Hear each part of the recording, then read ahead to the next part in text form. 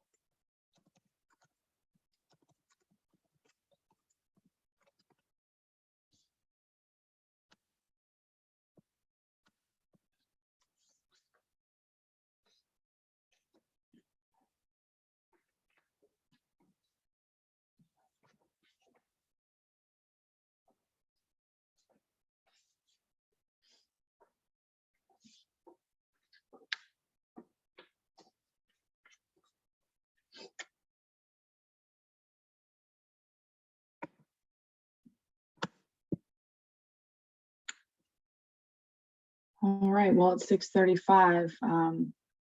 Are you, before I start though, are my speakers ready? I don't want to jump to it. All right, great.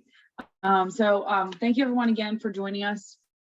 I'm gonna, if you're okay, I'm gonna read a bio that was provided to give you a little introduction. Nadirah Mayweather is the Director of Cultural Center at Georgia College and State University. She earned her MAT in Secondary Education English and a BA in Mass Communications at Georgia College. Mayweather works to increase cultural competency within the campus and local communities, provide support to historically marginalized and underrepresented student populations, expand access to resources, and encourage all to celebrate the rich diversity within and around them. Her higher ed experience is multifaceted, including areas such as diversity, academic advising, and student affairs. Mayweather is also a certified English language arts teacher who is passionate about spreading love and light and helping others become the best version of themselves. Thank you so much, Crystal. All right, well, good evening, everyone. Sorry, I'm Dr. B's intern, I'm one of them, and I also have a little bit of an intro before we start. Sorry to like cut you off right there. So I just want to say welcome to Breakout Session B, and I'm also going to give like a little intro to both speakers. So the presenters of part 1 of this session are Nadirah Mayweather and Mr. Kelsey Bush. During part 1 of this breakout session, Nadirah will discuss microaggressions and the conscious efforts to promote equity.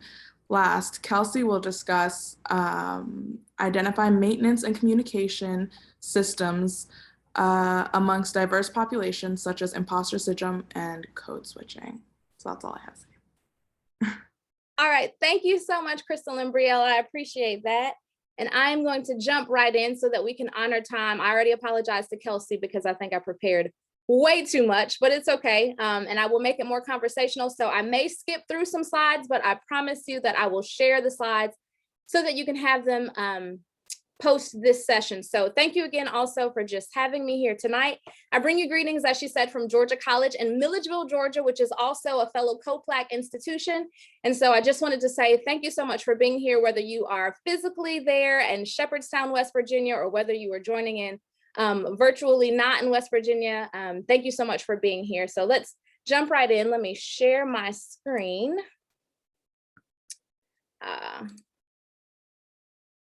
Let's see, let me put it in.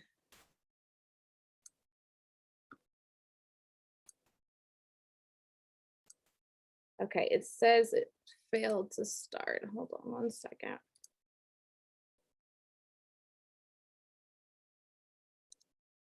Technology, I can do the things.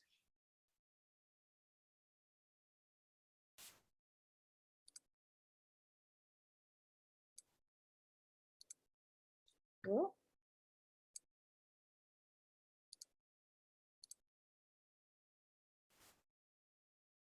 okay, are y'all seeing my slides? Yes, okay, and you can still see me? Okay, perfect. All right, so as she mentioned tonight, we're going to be talking about microaggressions and cultural responsiveness. And I'm a very visual person, so I created this image just to talk a little bit about our light and sometimes how our light gets dimmed in the midst of all the things that we're going through. So let's jump right in. For our time today, really just have two objectives. Want to make sure that by the time you leave, you understand a little bit about what microaggressions are, and then how you can utilize affirmations as a tool to help combat them or eradicate them. And then making sure that you'll feel comfortable doing that and incorporating it into your practice. So let's talk about it. So you can see there's sort of some tie-in. Dr. Watson, as well as Dr. Allison Jackson Dyer, they were stepping all over some of the stuff that we're talking about in the presentation. And it made me excited because I was like, we're connected. We haven't previously talked about anything. So some of the same themes you are going to see in the information that I share with you tonight. But I want you to just look at this light bulb and just take a few minutes to just think about how this light bulb makes you feel. What are you experiencing? How are you like the light bulb? So just reflect on it for a few minutes or seconds rather. And then I want you to think about, as you did in Dr. Jackson Dyer's presentation, about the things that we've experienced over the course of the last 2 years. And not just that, right? We know that trauma happens over the course of our lifetime, but I just want you to think about how you feel with some of these words: stress, responsibilities, pandemic, worry, injustice, lockdown, deadlines, sickness, political division, natural disaster, death, loss.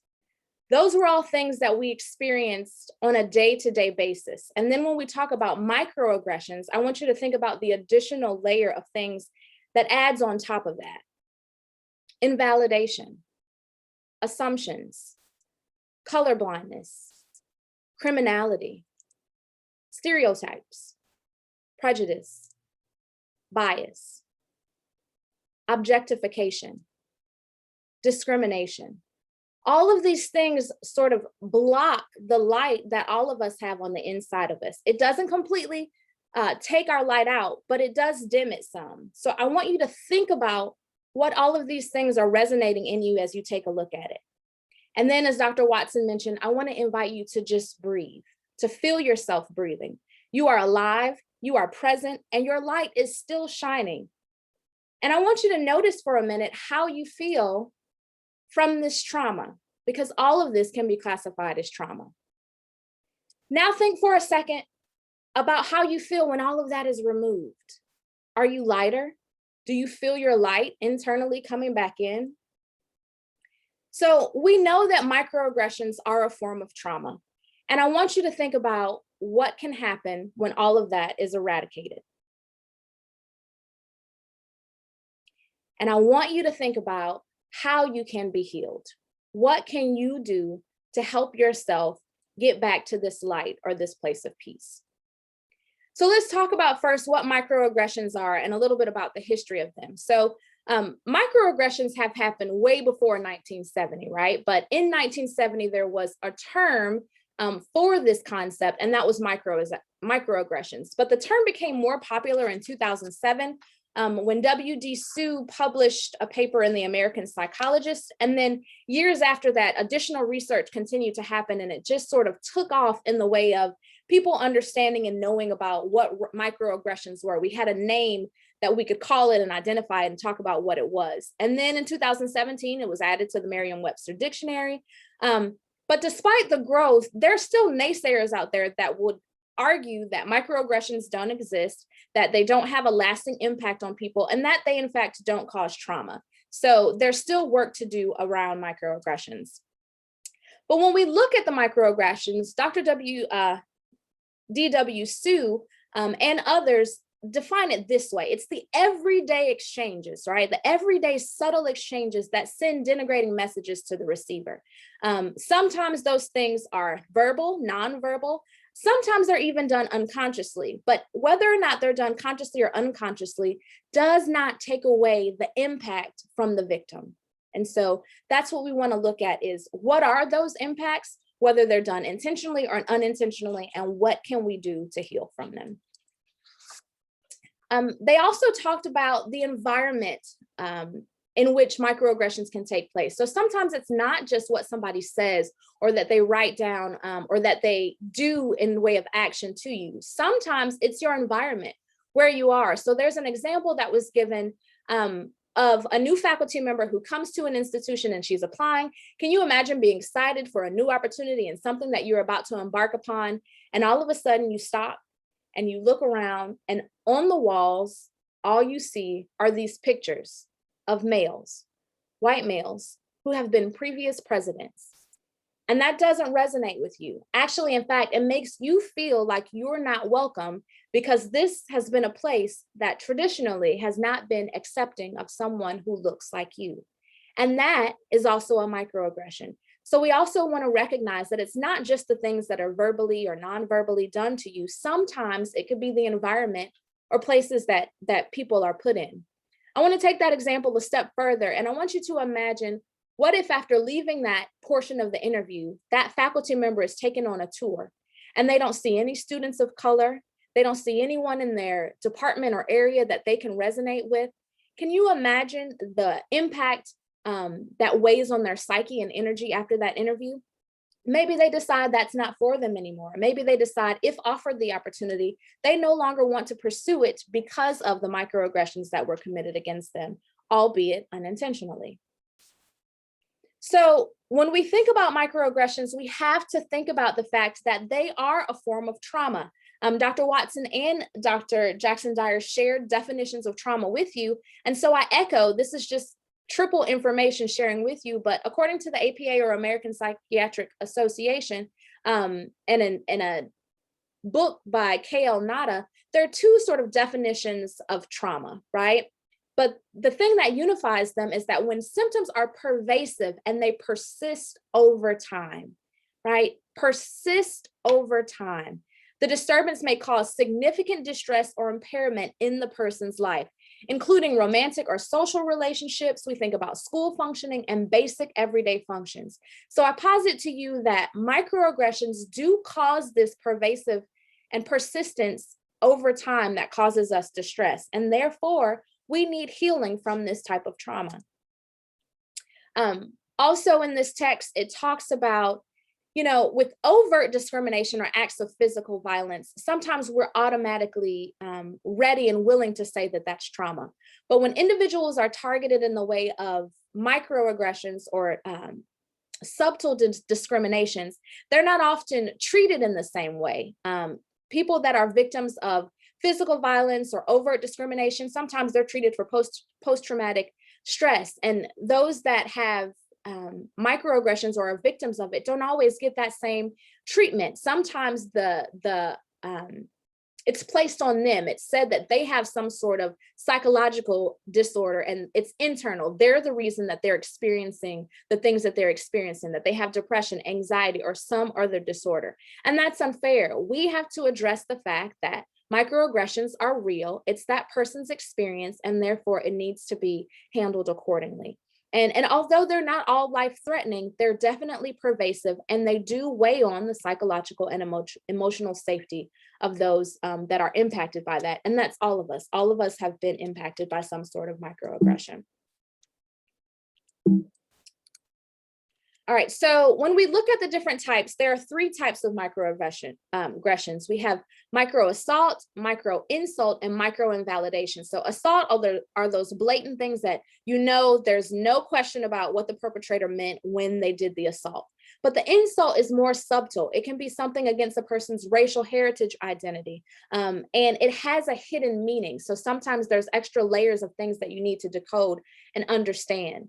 The invalidation piece is when it's exclusionary, right? It excludes a target group, or it says, hey, your experience, your reality is not real. So there are different types of microaggressions out there. So some of you may have seen this chart that I'm sharing right now, and it just talks about, from Sue's original work, the different themes, the microaggressions that are committed, and then the messages that are shared from those themes. So I won't go into all of them. Like I said, I will share this presentation so that you can have later, but just look at a few of them. Often we have heard, and many of us may have even said at one point in time, that when I look at you, I don't see color, in an effort to make sure that we're being inclusive, right? But really what you're saying to someone is that their unique beauty doesn't matter. Their racial and ethnic experiences are not real. And that's not something that we want to do. We don't want to wash away someone's experiences. Or things like second-class citizen, that when a person of color is mistaken for a service worker, oh, you're in this role because you're this color, right? Or because you're of that group or nationality. But that's giving the message that people that aren't white are subservient to whites. And we know that that's not true. So just thinking about these things, these actions and these messages that are put out into the atmosphere, and the way that it weighs on the psyche of the receiver and of the victim. And then this causes dilemmas. So what are the dilemmas of microaggression, right? Like we said, whether what people say is unconscious or conscious, it still sometimes can be at odds with what they actually do. So trying to prove that what someone said hurt you or was actually harmful, that becomes a dilemma, because you don't always have evidence to show that what they were saying was actually hurtful. All you know is your experience, how it made you feel, the uneasiness that you received when it was there. And the dilemma is that victims, people that have been on the receiving end of microaggressions, is that they're in an unenviable position of not just questioning, right? If you get the guts and the courage to say you've committed a microaggression against me, but then you also begin to question your own thoughts and feelings. And was this real? Did it happen? And sometimes all you have, like I said, is the fact that you know that something is uneasy and it's not right. In many cases, we don't have, like in basketball, there's no review of the play. There's no referee there that'll say, hey, time out, let me go back and see. We can't look at the facial expressions. We can't hear the tone that they said. We don't have that review of play. And so that often makes it hard to prove or to confront the perpetrator when microaggressions are committed. So you have all of these things that they talk about, and I encourage you in your spare time to go through and look at these dilemmas in more detail. But there's clash of racial realities, right? Whose reality is true? And oftentimes the people that sit in the victim seat of microaggressions are not the power holders. Those that hold the power determine what the reality is, and that often becomes the problem. Or then you have things like the catch-22 of responding to microaggressions, where for the victim, it's been a repeated cycle. It's a part of a thread. But often for the perpetrator, it's seen as an isolated incident. So they don't see it as a problem because it was only that one time and it wasn't intentional. But you have to think about a rock and water, and how that water over time with that persistence is eroding away at that rock and roughing out those edges. The same sort of thing happens with people when they experience microaggression. It's persistent, it's over time, and you often feel like it's great, because it is, and it's not just an isolated incident. So I want you to stop for a minute and take a reflective pause. Where are you? Have you had these microaggressions happen to you? Have you been invalidated? Have you been insulted or assaulted? Have you been the perpetrator? Have you been the assaulter? And if so, what are you doing about it? What are you doing to help aid with it? So let's talk for a few minutes about the healing of that. When you experience trauma, whether it's violence or microaggressions, many times you're encouraged to seek help. But part of the problem that we experience is sometimes there's systemic microaggression, even in the counseling system, right? D.W. Sue talks about this in his book that he has, and I've included the picture there. And it's a great text. It's aimed at counselors and practitioners in the field, but the message is very true. And you'll see that oftentimes clients of color tend to prematurely terminate their counseling. And they suggest that microaggression has a lot to do with that, because of the fact that people will go to counseling and alluding to what I talked about earlier, it'll be said that they have an internal psychological disorder, that it's not a real experience that they have. And so we have to make sure that in the work that we do, if we are counselors, if we are practitioners, if we are administrators in schools, if we are teachers, if we are peers to peers, we recognize the experience of others as real and we address it as such. So I want you to present you with a practice that's going to help you, right? That's not going to rely on a counselor, that's not going to rely on some external force that may be blighted by microaggressions, but I want you to help you. So thinking about this concept of the light and all of the things that come at us, what is going to be the thing that can also be persistent and pervasive and help over time? And I want to suggest to you that that thing is affirmation. If you are not a believer in the power of affirmation, I want to encourage you tonight that the power of your words has healing authority. Doesn't matter what you believe in terms of your spirituality or things like that. This is something that has been proven over and over again experientially to be powerful and to be true. The power of the tongue has the power to heal. And so I want to encourage you in the time that I have left tonight, that affirmation is a healing tool that can help your light shine bright, that can move away all of the things that have begun to dim the light within inside you. And I want to show you that there's some science behind it too, so that you don't have to take just my word for it. So positive psychology talks about the daily benefits of affirmations. They've been shown to decrease health deteriorating stress, increase physical behavior. They help us in the way that we perceive threatening messages with less resistance. So anytime those microaggressions come to us, the way that we respond to them can be helped.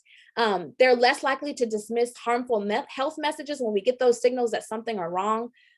Daily affirmations assist with this. And then they've been linked to academic achievement, lower stress, and rumination. So all of these things that you see are often caused by microaggressions.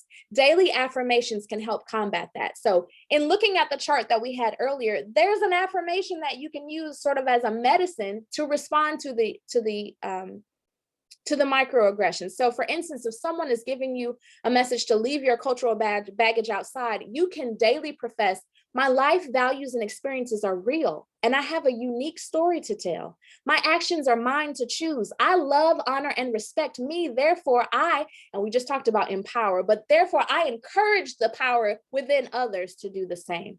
So affirmations are highly powerful, and I encourage you to do those because that's a remedy that's going to help you. Really quickly, I want to talk about two methods that are going to help you help others heal. And that's micro affirmations, these small acts of inclusion. So Dr. Jackson Dyer talked about some of them, but just asking people for their opinions, recognizing the achievements of others, using facial expressions, right? Like simple things that would seem simple that are not so simple. The golden rule, if you will, taking a genuine professional interest in someone's personal life. So Nadirah, are you saying if we care about people and we smile at people and we tell people that they're included and that it's good, it's going to help them? Yes, absolutely. Okay, we have to get back to basics. Other things that you can do is this concept of transformative learning, and I'll share with you in a second. There's a whole 7-step thing that you can incorporate into your leadership practices, but basically it's going to help you, engage students. It's going to help them engage with you in an emotional, perceptional, and reflective manner. And then it's going to help them become agents of social change. And that's what we all aim for, right? So there's these 7 steps that you can take to ensure that you're incorporating transformative learning in your leadership practices. So I encourage you to utilize that. And then just making sure that we are all culturally inclusive educators. So asking ourselves these reflective questions. Are we doing the work? Are we incorporating teaching strategies and diverse learning styles? Are we making cultural inclusive transparent, right? Acknowledging we might not have it all together, but we're doing the work to try and to make sure that the atmospheres and the areas that we create are inclusive for all. And there are steps that you can do this. I highly encourage you all to take an implicit action test.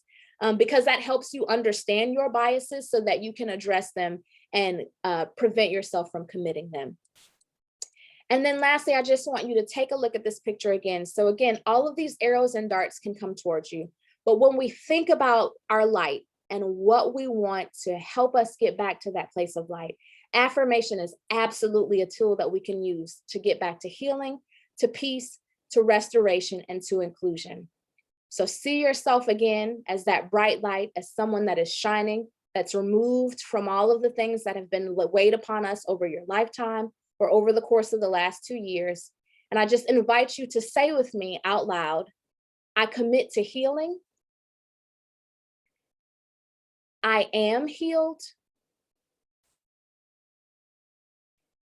And I help others heal.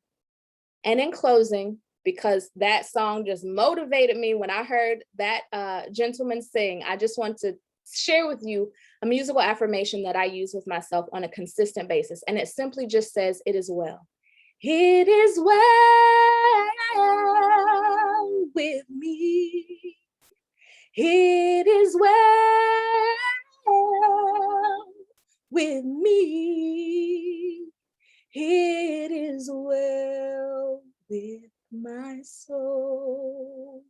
Thank you for your time, and I hope that all of you are well.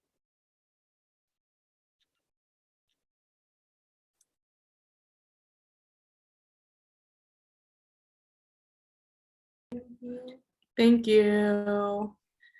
That's beautiful. I loved that. Now if Mr. Kelsey Bush would like to start with his presentation, feel free. All right. First of all, I do not, that is unfair. Nadirah, wonderful job. And I didn't know we had to bring hidden talents because mine aren't the type that translate over Zoom all too well. I'll have to bake y'all pound cake at some point in time and bring it out the shepherd. Thank you for being here this evening. I don't do PowerPoints too much because I know for me and the way my brain operates, I get lost in my PowerPoint and I spend too much time there. So mine's going to be a little bit more conversational, but I do have a couple things to share with you. What I'm here to really speak about is the superpower of code switching.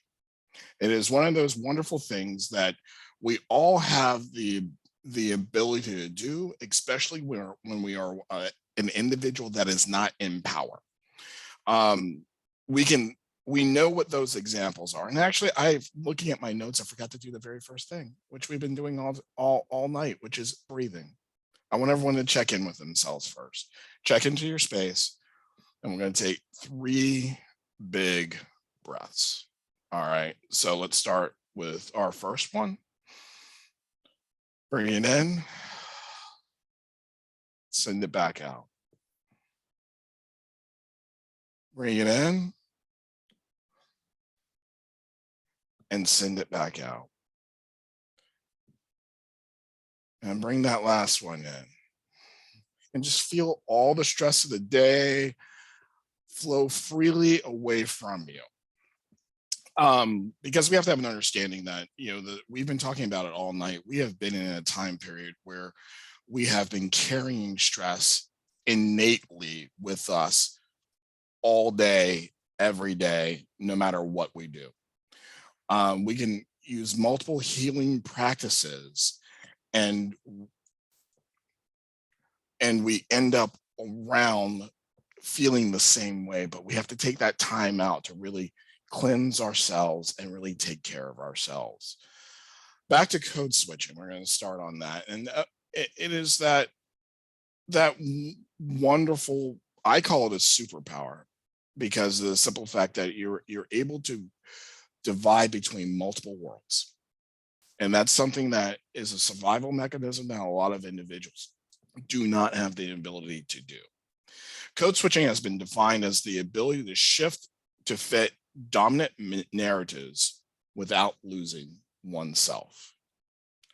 In some cases, it might look at the speech or behavior that you have to navigate majority spaces with little disruption to one's self-identity and worth. And that's the key components there is one, self-identity and worth, is that you're not giving up on yourself. You are navigating unfamiliar waters in the best way possible. A way to think of this is when I was growing up and we were talking about the wonderful world of inclusion. Inclusion was not the words of how we speak of it today, where we could bring our whole selves and be our true selves. Inclusion was assimilation. Those of us who were in the minority had to assume what was going on in majority spaces, and that was tiring. It taught us how to navigate and how to move through their space, but in the same vein, it was like carrying a veil over top of us. Today, the way that most approaches that are looking at when it comes to code switching, it's not so much majority and minority, but more of professional versus what you have outside of what you have in your relationships outside of that world, what you have with your family and friends in comparison. But they still are tied together in a very in a web of uncertainty. A way to think of this is if we think about the great work that is put forward in the book Caste by Wilkerson,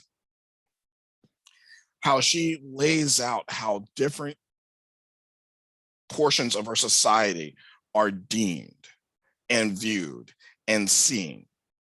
Certain portions of our society, specifically African American and indigenous populations, are not seen at the same strata as our other portions of our society. So they're deemed lesser. So when we think about vernacular versus accent, when we think about neutral policies, quote unquote, that are put out that create divides, or the fact that we kind of have pushback when you have laws about natural hairstyles and people use the word, well, why do we not want people to look professional? Those are coded words that are used in different ways that kind of push us all to the mainstream ideal. So once again, switching from who we are comfortably and who we are in our authentic selves to meet a majority ideal of beauty, language, and otherwise. The thing is, it's interesting that, when we get back to language, if I had a French accent, no one would question my English.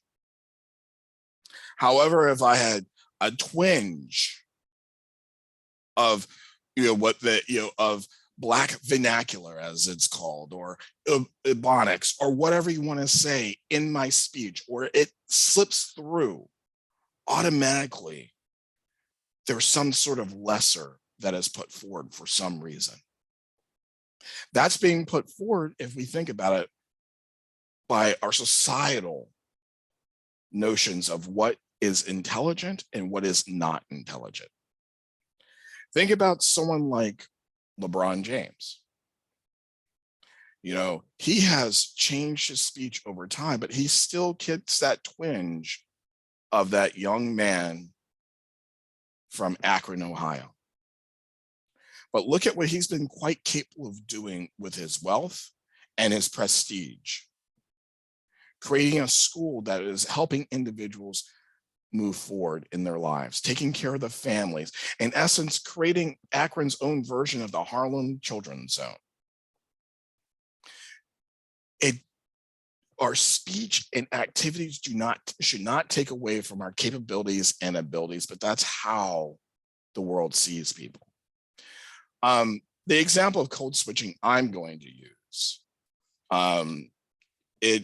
it's out of a traumatic event, but I think it's one of those situations where it's a snippet of what sometimes we forget that even very great people have to shift who they are, but they can touch and be who they really want to be. So if you hold on with me for a second.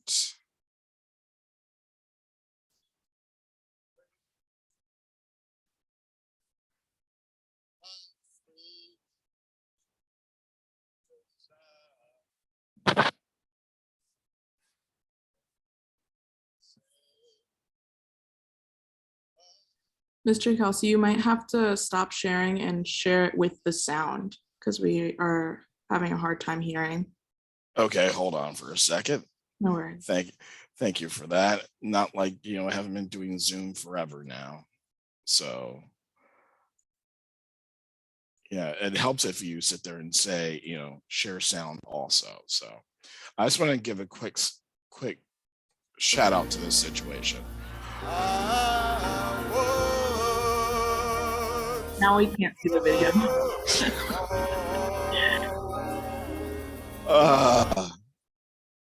You were sharing your desktop like background. There we go. Good.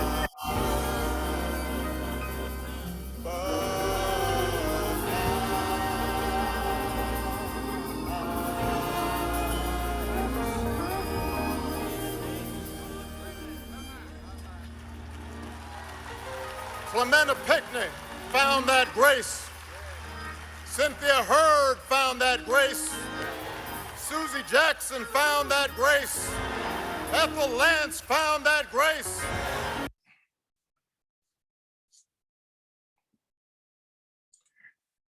And the reason why I use that clip is the simple fact that even, President Obama was, he was adept of making those switches when necessary and did them in very public spaces. If you watched him whenever he went down a receiving line, how he would shake people's hands, how he would connect with different people. He was trying to, he would illustrate that, yes, I have one foot here, but I haven't forgotten where I came from. I am secure in the person that I am, which leads us into our second portion, which is imposter syndrome, which is one of the most difficult things to really talk about because it questions our own abilities. And it is one of those that always makes us question why we are in certain spaces. And almost in some ways self-sabotages ourselves. Because of the script that we have written or that has been written in media and other places, we may feel as if we do not fit in, which causes us to work harder, question our abilities, question the ability of us to make certain decisions. And sometimes, especially when we're in leadership positions, make us wonder why I'm here. Am I here because of my ability?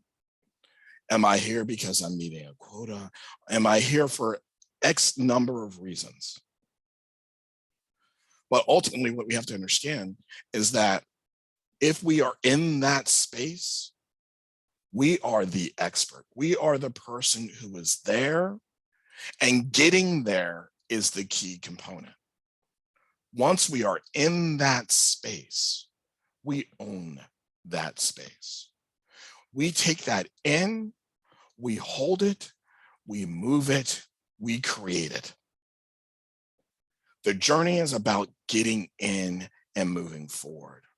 Once we're in, it's not we do not have to prove ourselves for anyone else because our work is good enough. And that's what I leave you with, is that we have to be assured is that our journeys move us continuously so that we can stop with the questions. And also, once we move forward, we don't shut the doors. We reach back and we lift up and we bring others through the door with us. Because that's when things become more normalized and words like code switch become part of a dictionary definition that we no longer have to use. And with that, I believe my time is done. So namaste, good evening, and good night.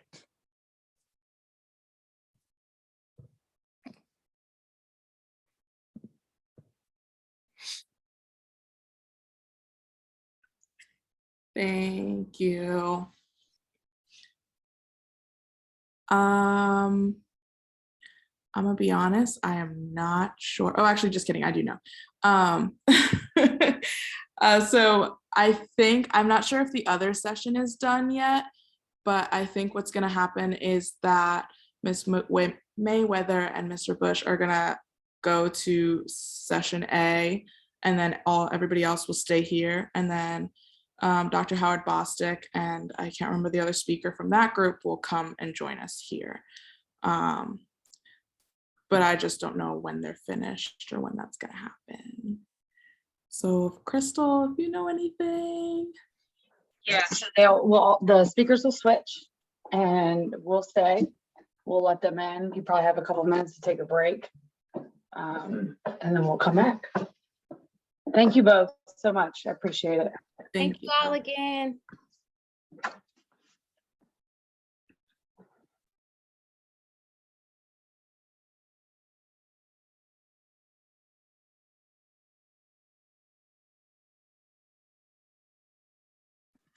The next session starts at 7:15.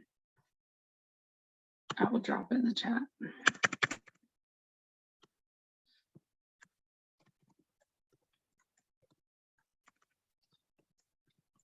Also, I think I was also told that if you guys have any questions, you can drop them in the chat, and I'm recording everything that's in the chat.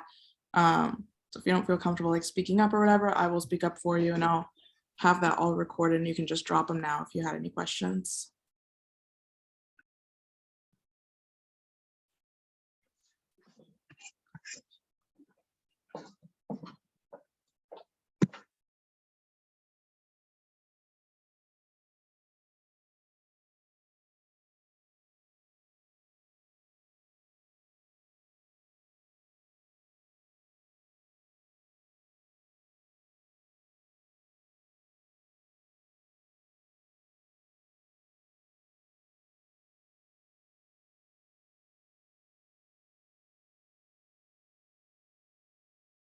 All right, here come our speakers. Thank you for being patient, and Dr. Howard-Bostic has arrived. Hey, hi, Crystal. Thank Hello. you. Hey, how do I get what is it called? Co-host. You're probably, you want pinned and co-host? I don't know. Not a pin, a spotlight. Spotlight. Well, now you're above what I know, but I will figure it out. Woo-hoo, look at that. I'm in the spotlight. Hey, everybody. Hannah and I just had a wonderful time in the other session. And it's so funny. One of the people who were participating, she said, oh my goodness. She said, you showed no mercy. She said, you had no mercy on us. And I said, you know what? I'm gonna keep having no mercy. So it's about to happen again. Take two, no mercy. So I'm going to share my screen for you all. And I'm going to talk about, hold on 1 second here. Share, begin slideshow. I have to introduce you. You do? You do? No, you don't. I have. Yes. You sent me the email, I gotta do it. Okay, so the presenters of part 2 of this session are Chiquita Howard-Bostic and Hannah Badley. Chiquita will explore the importance of leadership strategies that involve emotional intelligence, leading with authenticity, utilizing civility principles, and leading with accountability. Hannah will explore potential socialization processes that perpetuate discomfort with racial conversations. You can start. Okay, I can start now? Okay. Yeah. You sure? Okay. All right, I'm gonna share the screen, and then I'm gonna try to make it so that I can, is this record, everything's recording? Everybody okay? Okay. And make this a little bit larger so that I can see you. Okay, good. So what I want to talk to you all about is an intervention, right? That is, it allows us to utilize what I would call a diversity, equity, and inclusivity lens in order to share some theoretical or academic knowledge, but more so, I want you to think about your emotions and your relationship to your emotions. And I want to try to encourage you to learn more about or to apply emotional skills in your everyday life. The reality of this is that, let me get here, that if you are a DEI leader, which you are, because you are, all of you are, I know you are, I want you to think critically about how you are going to shift mindsets. With what you do, change how people see the world if you can, if necessary. Adjust behaviors and even practices. But the adjustment that we want to make is one that is equitable and inclusive. And so, of course, if you all know me really well, some of you do, some of you don't, I'm always doing this Sesame Street thing, and I need to see your face, some of you, in order to do that. So where's so many names? Let's see some faces. Can I see you? Somebody? Can I see your face? I want to see you. Ruth, I see you over there. I want to see you. I want to see Ruth. I definitely want to see Ruth. I want to see her face. Anyway, if you can. But so hi, Ruth. So I want us to talk about ways that we can change things and do something. So what I want you to say is, I'm going to do something. I'm going to do something, not do nothing, but do something. And something, when you're creating equity, it means that you're going to try to move things from unfair to being more fair. So when you're a diversity, equity, and inclusivity leader, you can't just automatically make everything the same. And sometimes things will never be the same, but we can actively work together to try to shift or change and make things more equitable and make them more inclusive. And this is how we do it. You can change opportunities for conversation, or you can reveal new opportunities for conversation. And what I mean by that is you can shift the dynamics of the conversation. So sometimes somebody's talking about something and they're downplaying another person or putting them in the position where they can't win. And you can shift that and create a context where that's not happening, or create space for someone to communicate or speak. Sometimes you can diminish your power and create space for somebody else to come in and use that power. You have the ability to do that. So if you're in a space and you can talk, then sometimes you want to give somebody else the microphone and give them a chance to say something. And that's how you can create equity. You can do that. You can also alter the alignment. So what I mean by alignment is that sometimes some people aren't aligned with the right skill set. You may say, they may say, Johnny, we want Johnny to be a janitor. Well, why should Johnny be a janitor? Johnny's an artist. Johnny can draw, So sometimes people aren't aligned with the skill sets that they have. And so you want to kind of look and explore and see if you can create opportunities for that alignment to happen. And we do that through change making, because you know what? You're a change maker. I'm calling you out. I know you're a change maker because I know that there's a capacity that you have to do some of these things. Maybe you're already doing it, but do it more, So if you're already doing it, do it again, do it tomorrow, do it every day, do it as much as you can. Next, elevate equity. And I talked about this a little bit, right? That's that, elevating equity, right? And here, sometimes you have to say, hey, excuse me, this isn't fair. And I do this all the time. I say, can I just reiterate this point? I'm sorry, I'm beating a dead horse here, but can I just say one more thing? Can I say this another way? Okay, excuse me. Can I say this again? Sometimes you have to say it 4 and 5 times. Sometimes you have to write a letter and send it to their house, send it in an email, send it in a text message, Tell your friend, hey, Crystal, can you send such and such an email? And can you tell them the same thing? Because Crystal's voice, we may say the exact same sentence. And when Crystal says it, they can hear something differently than when I say it, because we're different. Because we have a host of distinct differences about us, about our personalities, about how we engage. And so when somebody hears that message from my accountability partner or from my buddy or from whoever else, they may get it in a way that they didn't get it from me. Am I offended by that? No, because that is one way that I'm going to elevate equity, because I understand that there are power dynamics some places, and sometimes I have to go ahead and pass the baton to the person who has the power that is willing to share so that we can make a difference for everybody. So I have to acknowledge that. I understand that there have been historical inequities that exist over time, and sometimes I'm going to be impacted by that. But that's not going to stop me from being a DEI leader, is it? No way. No, it's not. So next, activate diversity. I love the word activate. It's kind of like Jerry curl spray. Anyway, you don't know nothing about that, but activating diversity means that that's what happens with the activator. When you spray it and then it changes the texture of the hair, you know what I'm saying? You don't know what I'm saying? It's okay. But the point is that you can create approaches across boundaries. What you can do is you can put people together who've not been together before.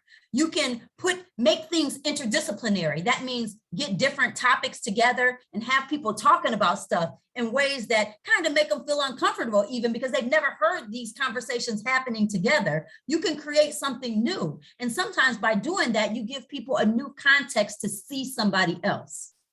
You understand what I'm saying? Because if they've never had a chance to meet them and greet them, and all they have is a stereotype, now they have a new space to really get to know them in. And then it's up to the person. And you know, sometimes we mess it up. You know, we don't always do things right when somebody creates the space for us, but we got to keep trying, right? And that's what it's all about, just continuing to try.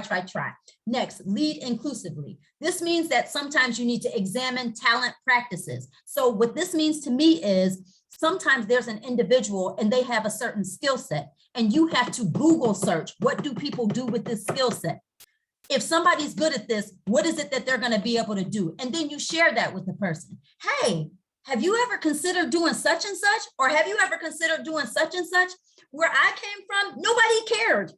Hello, nobody did talent practice examination for me because I didn't have anybody to say, oh, I think you can, you're really creative. Maybe you can paint. For the last 2 months, I've been painting pictures. I had no idea I even knew how to paint because nobody said you have this particular skill set. Did you ever consider doing this? And you would think as an adult that I would get it, but sometimes it's not like that. Even as an adult, sometimes you need to have conversations with accountability partners about talent practices so that you can reach your maximum potential. That's what we're talking about. Now, let me switch gears because I don't have that much time.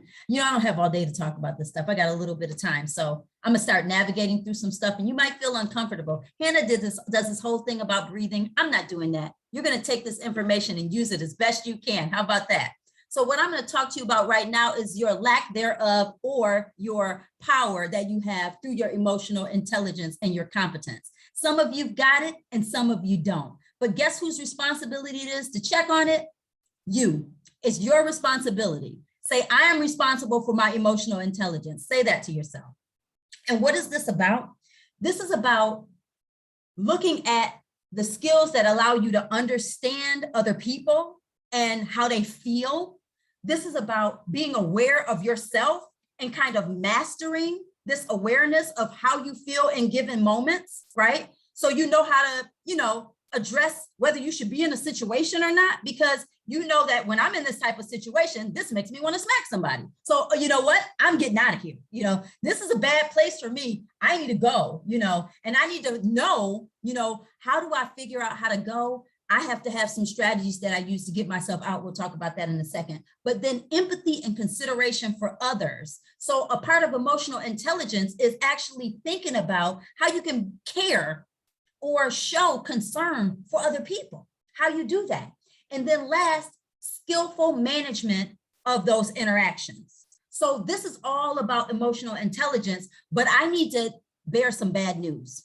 And the bad news is that in the research, it says that the relationship between being emotionally intelligent and actually managing that, those are two totally different skill sets that don't necessarily align. So if we want to become emotionally intelligent, that's one thing. But if we want to know how to act, then that's a totally different process. So think about it like this. You all can read a whole bunch of books about your love language and all of these different things. That don't mean you're gonna go and perform amazingly in your relationship. No, it doesn't. It just means that you know your love language. It doesn't mean you know how to act it out and how to deal with it, right? So does that make sense that the relationship between the knowledge that you gain and then how you do it, two totally different things. So first and foremost, if you are not emotionally intelligent, or if you deal with people who are not emotionally intelligent, an outcome from that is poor health outcomes, bad relationships, how you act, how you behave, how you deal in a certain situation, that can be flawed. And then psychological well-being, you know, you can be really messed up, really depressed, in a bad state, because you are either not emotionally intelligent or you're dealing with people. You have people in your circle, we talked about this in WISE, carrying your mattress, who are not emotionally intelligent and who don't understand how to deal with you when you're stressed out.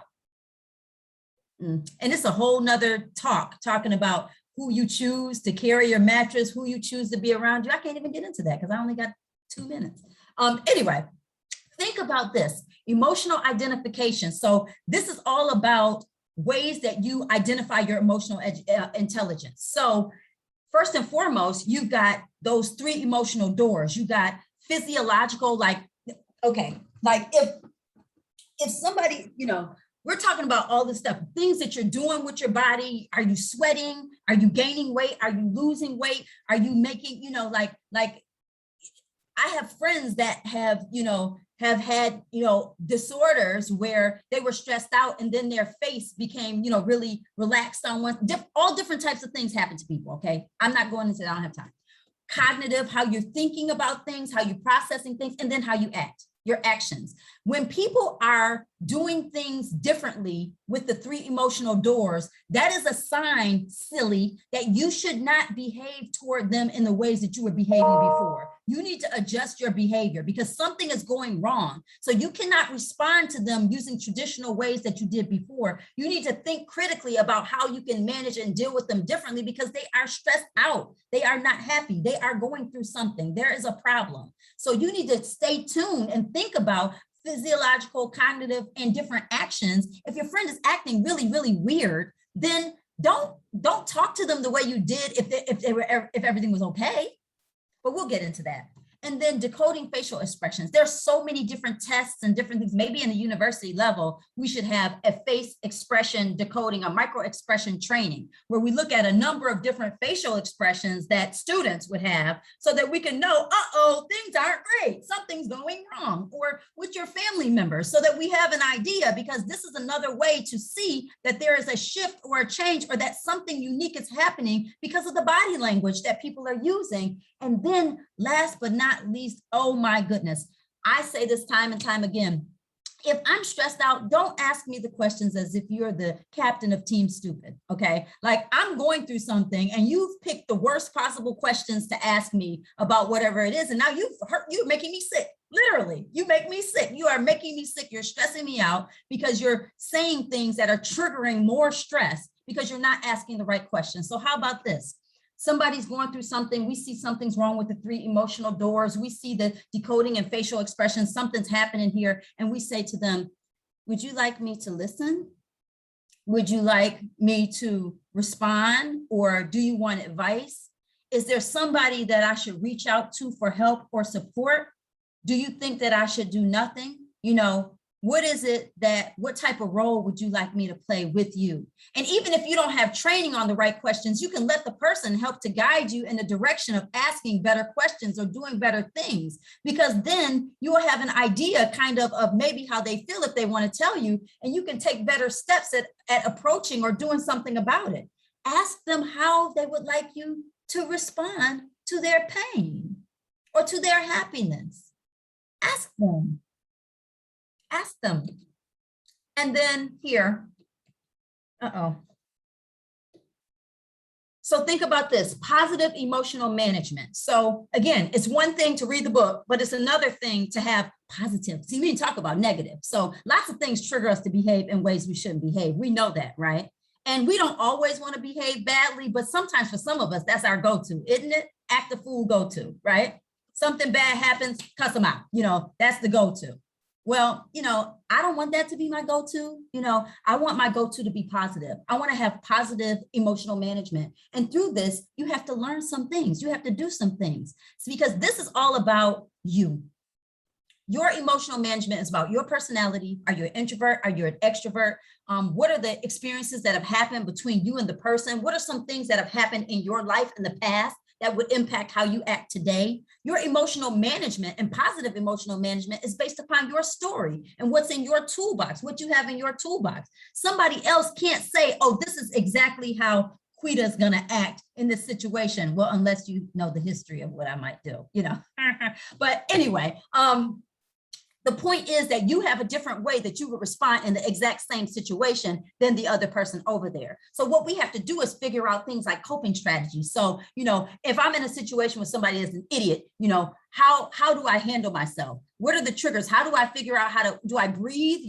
Do I look to the left and tell my friend, what do I need to do? What do I need to do to address this situation? You have to practice and you have to focus attention on your coping strategies for dealing with difficult situations, because you are distinct. You are a unique person. You are amazing. You are fantastic, but you have a way that you deal with your emotions. And so you have to work on that. And what you know or what you read in the book is not always going to be the solution. It's going to help you once you get the coping strategies, because you'll have a better sense maybe of what is actually happening, so you know how to apply it. But it takes more work. And so I know he's like, oh my goodness, Dr. Howard-Bostic is over here peeing in our cornflakes.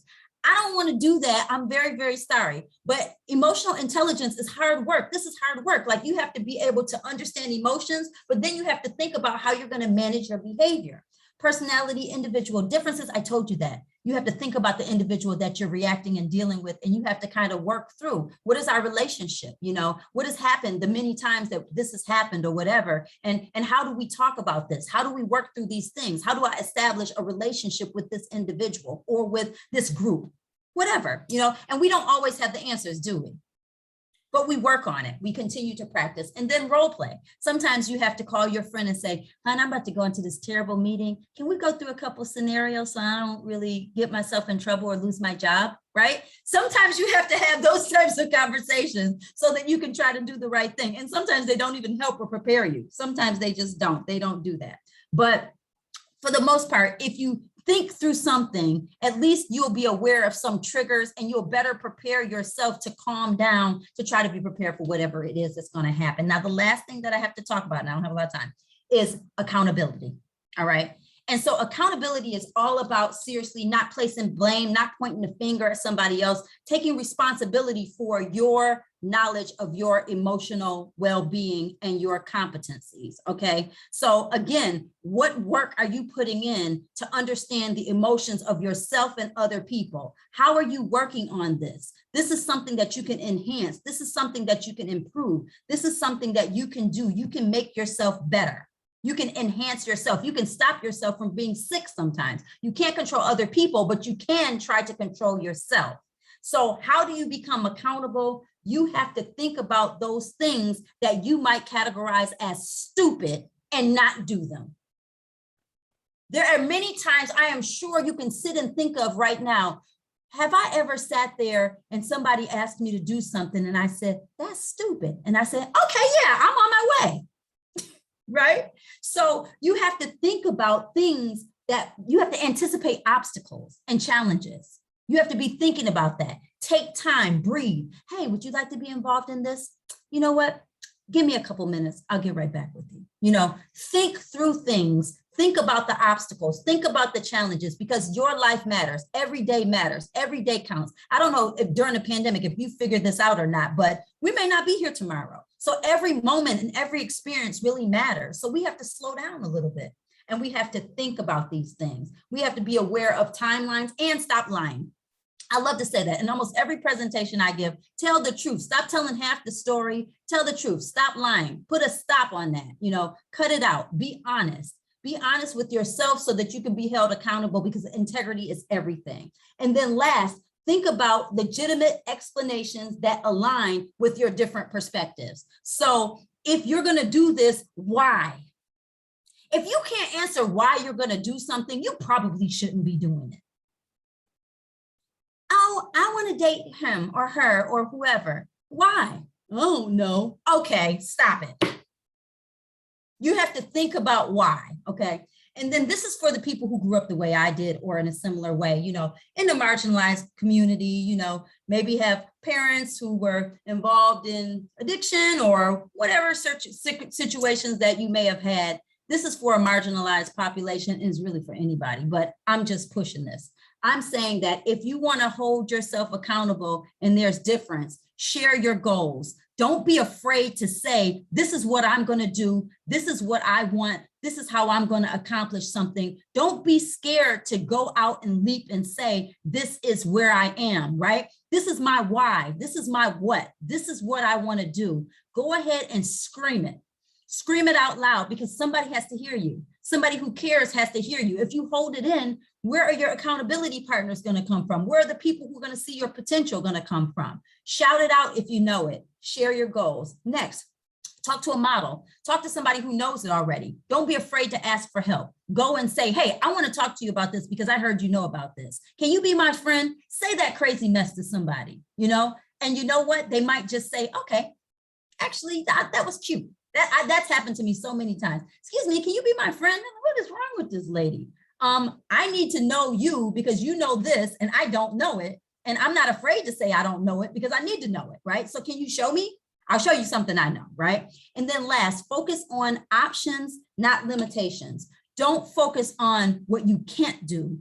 Focus on what you can do. Empower yourself by focusing on what is great. Don't focus on what's bad or what might not be because you're going to share your goals, you're going to talk to somebody, and you're going to transform the what can't happen. I can't say anything else. I'm done. Sorry. I have to stop now. I love it. Oh my gosh. Amazing. Incredible. Could listen to you all day, man. This is, I get so fired up. So excited. That's why, can somebody stop my share screen because my computer has just gone bananas.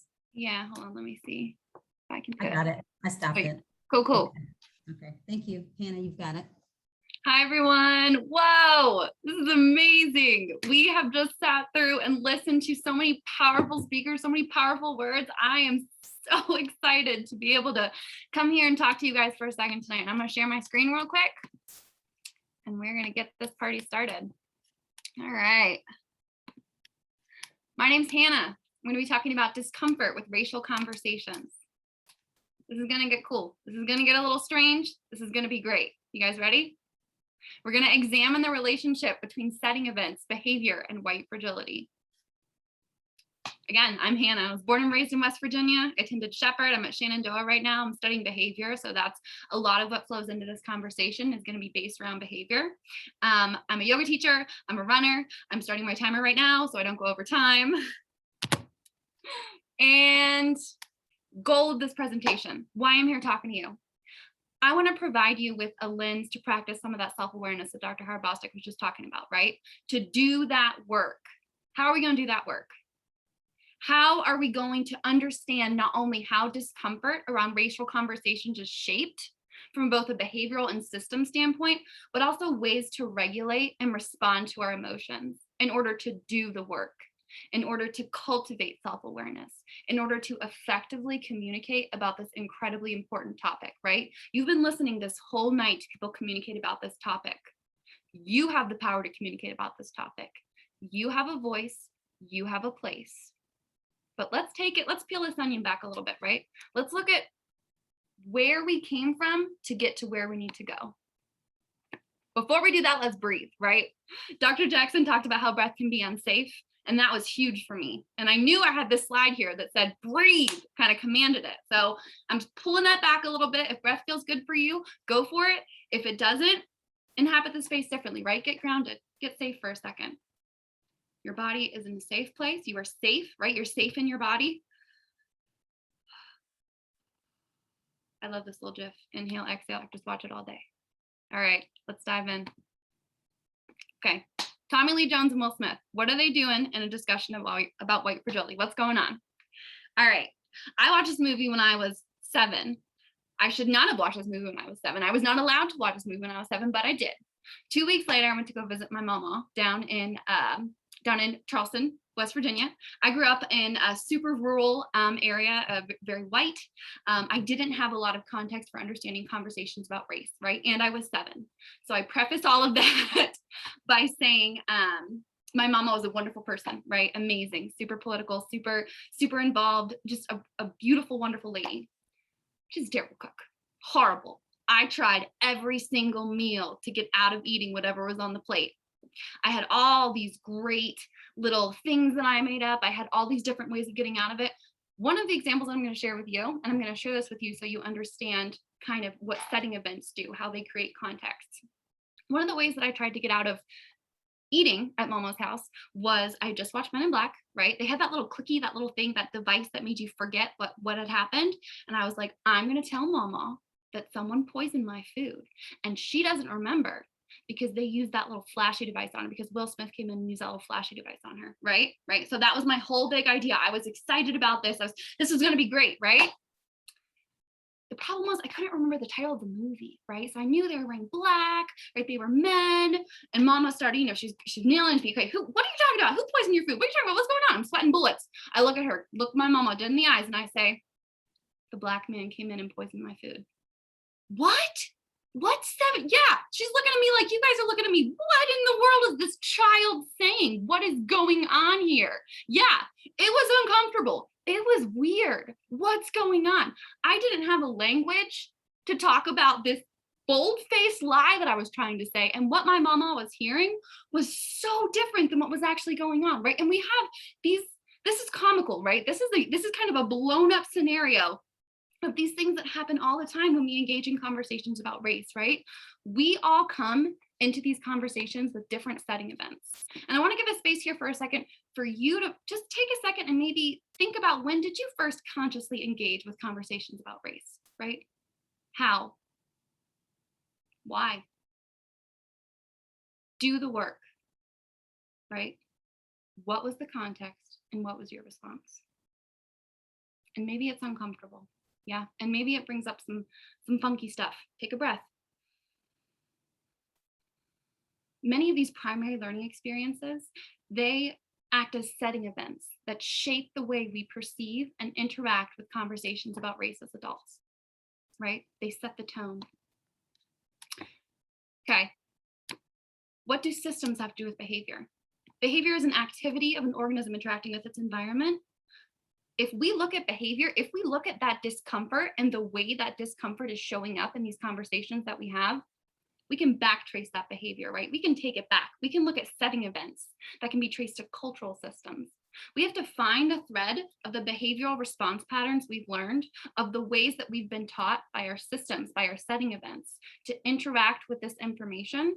We have to backtrace that, right? That's part of the work. That's part of the self-awareness. Okay. Another question. How do the systems that we're raised in and around impact our personal perceptions of race, right? How do they impact them? Most of the time we don't choose the systems we participate in as children, right? But they do shape our development and our perception. Systems are predicated on intercommunication, talking to each other. They set the norms, the preferred and non-preferred methods of verbal interaction.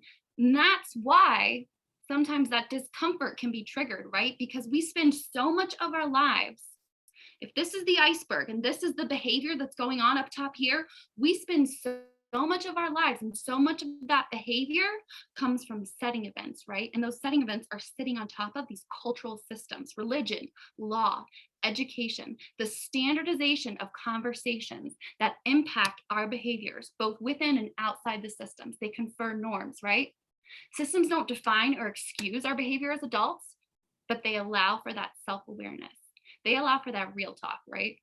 That inward looking. Polyvagal theory, funny name. Alfred Porges posited this theory. He was looking at the transition from reptile to mammal, right? How we evolved as relational beings, how I relate to you, relate to others, relate to social groups. There's the vagus nerve in our body. And it's like the feeling nerve. It helps us regulate emotionally. It helps us connect socially, and it kicks a fear response in, right? And we're going to come to this next page, and I'm going to show you what this fear response looks like, right? So we think about the concept of white fragility. Robin DiAngelo, what she talks about as having this weaponization of weakness, this concept of being, interacting in this space with, look at this red line, look at this red light, panic, rage, fear, anxiety, worry.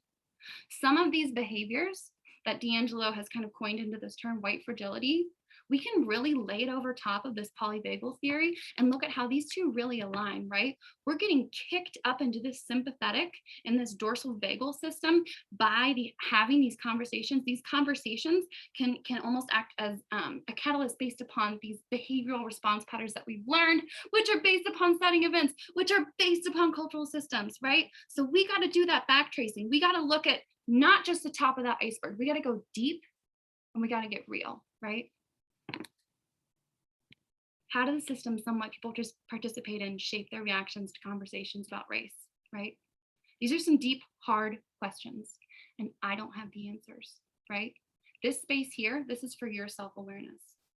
These are questions that I'm offering to you to think about, right? To engage with curiosity, openness, compassion.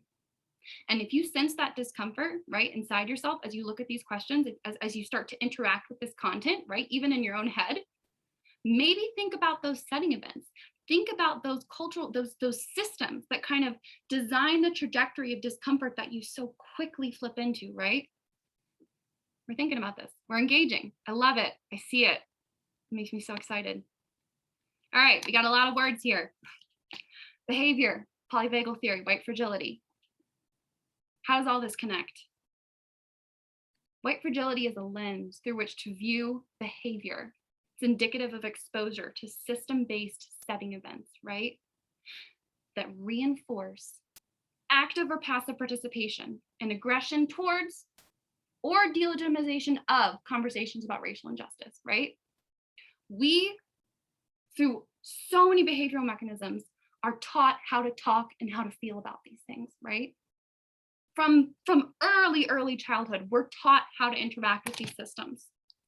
So then the question becomes, can we cultivate self-awareness? Can we turn our eyes inward? Can we use this lens of white fragility to really come into a place of compassion, but of self-awareness? Yeah. When hyperarousal or hypoarousal occurs, right, around these conversations, when white people engage in behaviors that show a lack of empathy or blatant hostility, we need to backtrace these responses to the environmental stimuli. We need to do the work. We need to go back, right? We need to go back and then back and then back, right? We've been talking about this whole time, how we feeling the feelings, right? That's not fun. That's not great. Sometimes that's uncomfortable, right? But feeling those feelings, seeing what's going on inside, that's going to really provide a context and a way of understanding what's going on. All right, we got another set of questions. How do we bring ourselves into the window of tolerance and social engagement? How do we get into that green zone, that ventral vagal, right? That's really going to be, there's some kind of tried and true ways, but honestly, a lot of it is based upon setting events, based upon systems, based upon some of the ways that you learned what your body needed to feel safe and to feel okay, right? To connect. Because if we go into conversations and we're unprepared, we don't have these tools to be able to get into the window of tolerance and social engagement, some of that communication, some of that interaction, the authenticity of it and the space to create positive change, we might not be able to foster that as effectively, right? So coming into a space of mindful engagement, coming into a space that says, I have cultivated self-awareness. I've looked at my systems. I've opened my closets and I've seen some shit, right? Kind of coming into, excuse my language, coming into that place and saying, I know what's going on in here. I want to engage with you authentically. I respect you. I have compassion for me. Let's do it. Let's hold space for communication and connection, right? Just holding that space, being present. Doing that breathing work, if that feels good for you, right? Doing that self-awareness work. Using self-awareness, using a systems-based lens to view how and why we communicate and how and why we hold this discomfort and how we can diffuse it. And I am done, Dr. Bostic. Yeah. So, wow, where's the spotlight for Hannah? So thank you so much, everybody, for, I mean, you all listened to 4 presentations. How you feeling? You feel all right? I really hope, like, the panelists that were selected for this project, Crystal did us a solid. Okay, Dr. Jackson Dyer was absolutely amazing. And to be able to align her voice and her passion with these leaders that all come from so many different backgrounds and different geographies and just their different histories and ways of engaging both trauma and diversity, equity, and inclusivity. I'm so honored to be a part of this team and to be able to speak, with this group, but I'm so grateful for you all for taking the time to actually breathe in and absorb the information. And I truly do mean it when I call you diversity, equity, and inclusivity leaders, because I believe that the things and the work that we have to do is really just all about just understanding that people deserve to be treated with respect and in a civil way, and through emotional intelligence and through understanding that some things are difficult, some conversations are challenging, some are tough. Some people are placed in spaces where they feel like an imposter, or maybe just because of the systemic structure of things, they feel like an imposter. Maybe they're not even an imposter, but because of history, they feel that way. And we do deliver microaggressions and things like that, but where's the accountability? Like I come on the end talking about accountability structures, because sometimes we say and do things that we shouldn't do, but boy, is it nice if we could just say sorry and mean it, and evaluate and reevaluate and try to be a better person tomorrow than we were yesterday, and I think that that's what it's all about, find an accountability partner, find somebody who's special or important to you, understand that you're not perfect, but that we all have work to do in terms of understanding our emotional intelligence and build upon those skills. And that just because I did a presentation on this, and I know how to do it right. Like I'm still working every day. I'm still trying to learn, but do what you can. Do your best. Be the best you. Be the best you that you can be, and love yourself and love other people. And that's all that I can really share. But I am going to share this link to this Q&A. This is our final space for the evening.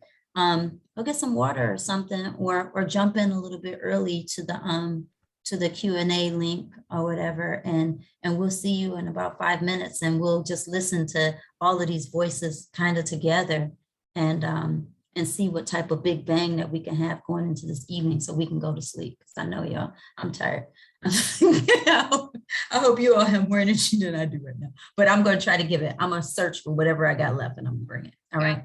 So I'll see you all in a second. Go ahead and log into that last link for me. I appreciate you all. All right. Thank you, Krista. Oh, don't forget to copy and paste the chat, Brielle. Did you get the chat? Okay. Thank you.